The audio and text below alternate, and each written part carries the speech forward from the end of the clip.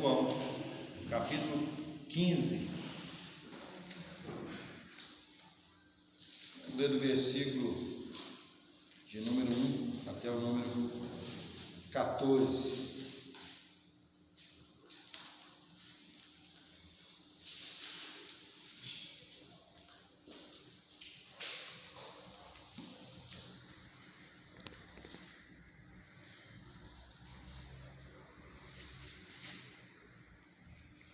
Amém?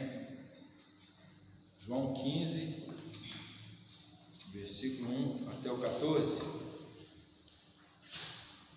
Eu sou a videira e meu pai é o agricultor. Todo ramo que estando em mim não der fruto, ele o corta, e todo que dá fruto limpa, para que produza mais fruto ainda. Vós já estáis limpos pela palavra que vos tenho falado. Permanecei em mim, e eu permanecerei em vós. Como não pode o ramo produzir fruto de si mesmo, se não permanecer na videira, assim nem vós o podeis dar, se não permanecerdes em mim. Eu sou a videira, vós os ramos. Quem permanece em mim e eu nele, esse dá muito fruto, porque sem mim nada podeis fazer.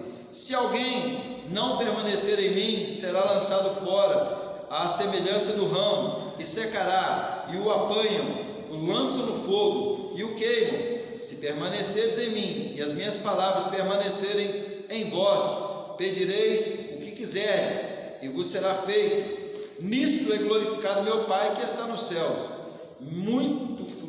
Nisto é glorificado meu Pai que está nos céus, em que deis muito fruto, e assim vos tornareis meus discípulos.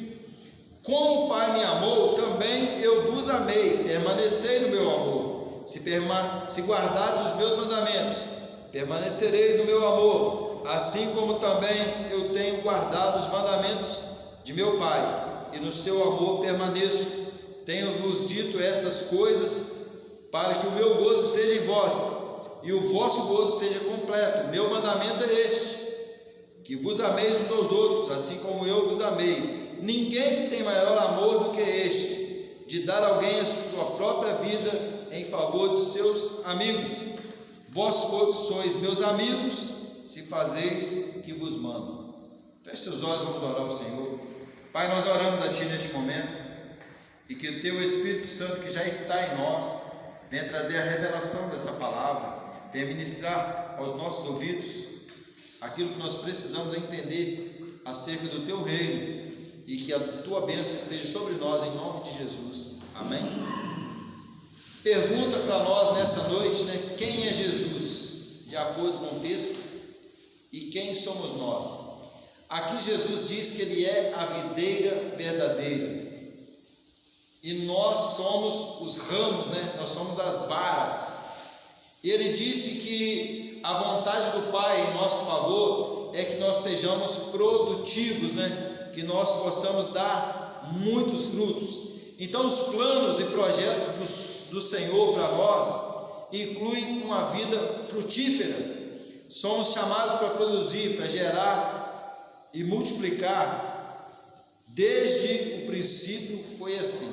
Então o tempo, Deus já planejou para a nossa vida que nós sejamos pessoas que sejam multiplicadores, que sejamos produtivos em tudo que nós fizermos. Lá em Gênesis capítulo 1, versículo 28, Deus ele dá essa ordem, essa instrução para que o homem crescesse, e multiplicasse.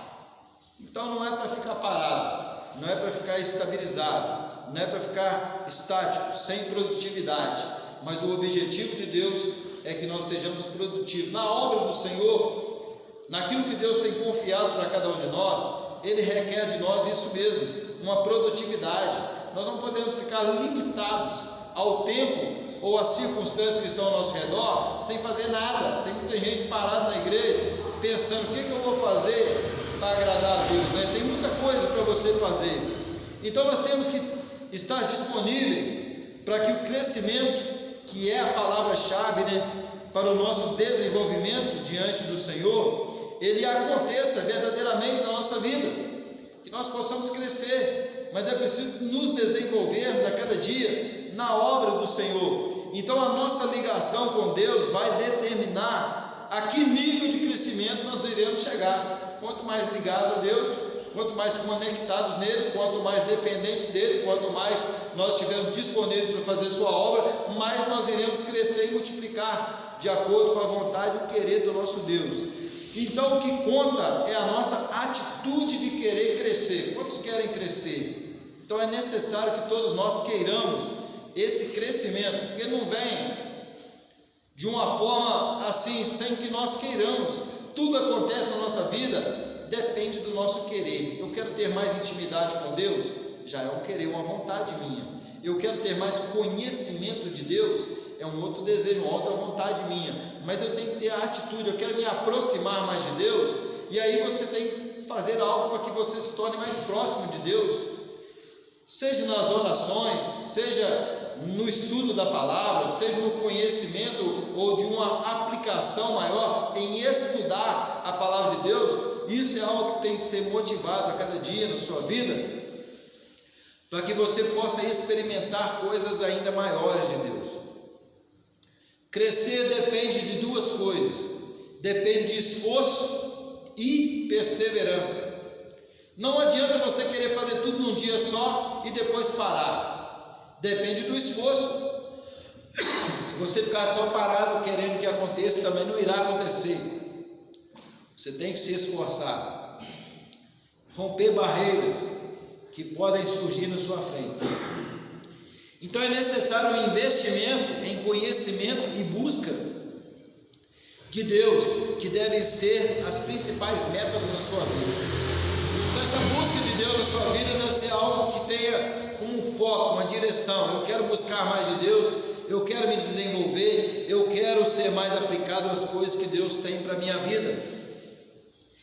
Tem que se organizar. Não adianta a pessoa ser desorganizada e achar que aquilo vai trazer crescimento para ela. Tem que estabelecer horários para a leitura da palavra de Deus e não se deixar abater ou desistir por circunstâncias ao nosso redor, tipo cansaço, desinteresse, divertimento, lazer, São coisas que muitas vezes se tornam obstáculos para que nós possamos crescer e desenvolver diante de Deus. Mas se nós temos um foco objetivo, o lazer não vai interferir no nosso crescimento, porque nós vamos ter horários disciplinados para o lazer, assim como nós temos horários para tudo na nossa vida, não é verdade? Então, todas as coisas que nós queremos realmente crescer e melhorar, tem que ter horário, tem que ter disciplina, tem que ter determinação, tem que ter o esforço, tudo isso. Então tudo tem o seu tempo. Tem tempo de você se divertir, mas tem o tempo de você adorar a Deus, tem tempo de você se aplicar a estudar, tem um tempo de você evangelizar, tem um tempo de você aprender a palavra. Na nossa vida tem que ter organização, estabelecer tempo e horário para tudo. É preciso ter compromisso para que o fim seja proveitoso. O compromisso é algo que tem que fazer parte integrante da nossa vida. É você ter compromisso na casa de Deus, com os horários, com o tempo e com aquilo que você se sujeitou a fazer. Não adianta você falar assim: eu quero fazer tal e tal coisa para Deus, e se coloca à disposição hoje, mas amanhã você já deixou aquilo de lado, não teve compromisso com aquilo que foi confiado nas suas mãos. Não é isso mesmo? Uma certa vez eu ouvi alguém falando, de uma obra colocada na mão de uma pessoa, de uma responsabilidade para que ela fosse superintendente da escola bíblica dominical. Chegou no terceiro ou quarto mês do ano, aquela pessoa já tinha desistido de entregar do cargo. Faltou compromisso, comprometimento com aquilo que iria fazer. Se alguém se propõe ou recebe uma orientação para ser alguém usado na obra de Deus, tem que ter compromisso. Quando é destinado, é chamado, é eleito ou convocado para ser alguém que presta um serviço na casa de Deus, tem compromisso. Então isso é importante. Em João 15, no versículo 5, diz que eu sou a videira, vós os ramos, quem permanece em mim e eu nele, esse dá muito fruto, porque sem mim nada podeis fazer.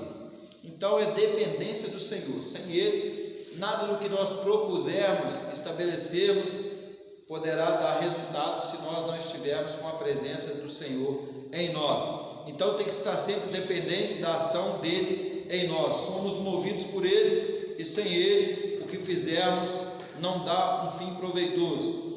Outra coisa, o nosso Deus é Deus de resultado. Ele requer de nós produtividade, crescimento. Na parábola dos talentos, se você ler lá em Mateus 25, do 14 a 30, você vai ver que colocou 5 talentos na mão de um, 2 na mão do outro e 1 na mão do outro, e depois veio prestar contas, veio acertar contas com aquelas pessoas e ver qual foi a sua produtividade. Na nossa vida, nós temos que ter essa consciência de que Deus ele requer de nós produtividade e que Ele vai requerer os resultados depois da nossa mão. E aqui no texto diz que nós devemos dar muito fruto, significa deixar fluir de nós a presença do Senhor através das nossas atitudes com o próximo, em amor, alegria, paz, bondade, benignidade, fidelidade, temperança, domínio próprio, que é o fruto do Espírito Santo. É esse fruto que Deus quer ver e que ele seja gerado em nós e seja manifestado na vida de outras pessoas. É isso que o Senhor quer. Então esse fruto é a evidência maior da presença do Senhor em nós. Quer saber se uma pessoa tem realmente a presença de Deus? Procura o fruto. Qual fruto? O fruto do Espírito Santo. E ele se divide nessas 9 partes que eu já falei: amor, alegria, paz, bondade, benignidade, fidelidade, lealdade, temperança, domínio próprio. Então essas 9 partes é esse fruto que você tem que procurar na vida da pessoa. Tem muita gente que quer ver se a pessoa tem dom espiritual, mas o que Deus está requerendo de nós, mesmo que a pessoa tenha os dons espirituais, ou seja usado por Deus com um dom espiritual, mas o mais importante do que o dom espiritual que está sendo usado é o fruto do Espírito Santo. Esse é gerado em nós, que transforma o nosso caráter, transforma a nossa vida, e ele motiva as outras pessoas a quererem também essa transformação que vem do Senhor. Então, quando olharem para nós, eles verão a aparência exterior, né? Isso mesmo, a pessoa olha para a gente e só vê o quê? A cor dos nossos olhos, o cabelo, né? Bonito, né? De muitas pessoas, né? As roupas que as pessoas vestem, isso é beleza exterior, não é isso? Formosura, vestes e adereço. Mas quando se comunicarem conosco, elas vão querer ver o que?